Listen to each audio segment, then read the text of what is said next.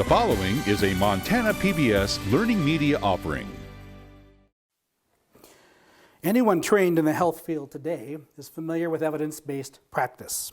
In healthcare, evidence-based practice was originally defined as, quote, the conscientious, explicit, and judicious use of current best evidence in making decisions about the care of the individual patient.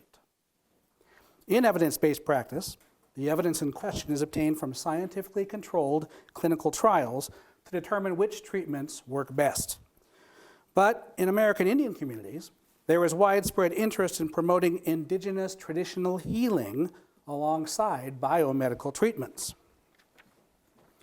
And assessments of whether indigenous traditional healing, quote, works, have never been undertaken by Native people in a scientific manner, which raises the question of whether and how evidence factors into appraisals of indigenous healing traditions. In this regard, I vividly remember the summer of 1994 on the Fort Belknap Reservation when my own grandmother, Mrs. Bertha Snow, recounted to me a salient instance of Gros Ventre traditional healing. Originally told to her by her own father, Grandma's account was set in the early reservation days and featured an old-time Gros Ventre healer named Stiff Arm, whose ceremonial healing protocol involved the ritual animation of a ferret pelt. Here is what she said. They called Stiff Arm to come and doctor this woman, and there's certain songs they sing. 4 times they sing to call this medicine, to get it going. And my dad was there. He was singing. My dad said, Stiff Arm had a ferret pelt. He put it over by the door, and this woman was laying over here. And Stiff Arm would back away from that pelt while blowing a bone whistle, just like he was coaxing it with that whistle. He was blowing it, and he'd back up towards that woman. Pretty soon, this thing moved. Come this way. And Stiff Arm would come after it again, and he'd blow his whistle, and it would go that way. About the 4th time he did that, that ferret just lit right in there, just buried his head in this woman's stomach, and Stiff Arm pulled something out. It was like a tumor, my dad said, about that big around. He showed it to us. He put it in our hands. In the meantime, Stiff Arm had them make a fire outside. And Dad said, it looked like a tumor with veins all over it, he said. Felt like a piece of liver, but it had a membrane over it, like a gland. Dad said, he showed it to us. He put it in my hand. It was bloody, he said. Then, here, this ferret was laying alongside of her. It was a hide again, just a dried hide. But they'd seen it attack her and go into her body.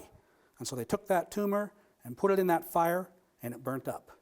Now that's what you call a medicine man, Grandma concluded. The most important thing that stands out to me from this story is the assertion that the authentic exercise of healing power requires concrete evidence attesting to its efficacy. As Grandma explained when introducing this narrative of Stiff Arm's medicine power, quote, you got to prove that power. You got to prove it beyond a doubt. My dad had proof of power of a medicine man right in his hand. As I have considered such narratives over time, I've come to recognize certain evidentiary features of many Gros Ventre stories. That is, these kinds of narratives reflect enduring features of practice and performance that enhance their evidentiary functions. One enduring feature is that such narratives are performed using quoted speech attributed to a prior narrator. In this regard, the story of Stiff Arm's healing efficacy involves Grandma's extensive quotation of speech attributed to her father, using the narrative device, he said. For example, he said, he showed it to us, that is the tumor-like object. He put it in my hand. It was bloody, he said. This kind of narrative performance, using quoted speech, can be seen to actually fuse experiences across narrators. More specifically, in adopting the words of her father, Grandma stated, he put it in my hand, collapsing the distinction between her father's hand and her own hand by use of the possessive pronoun my in quoted speech.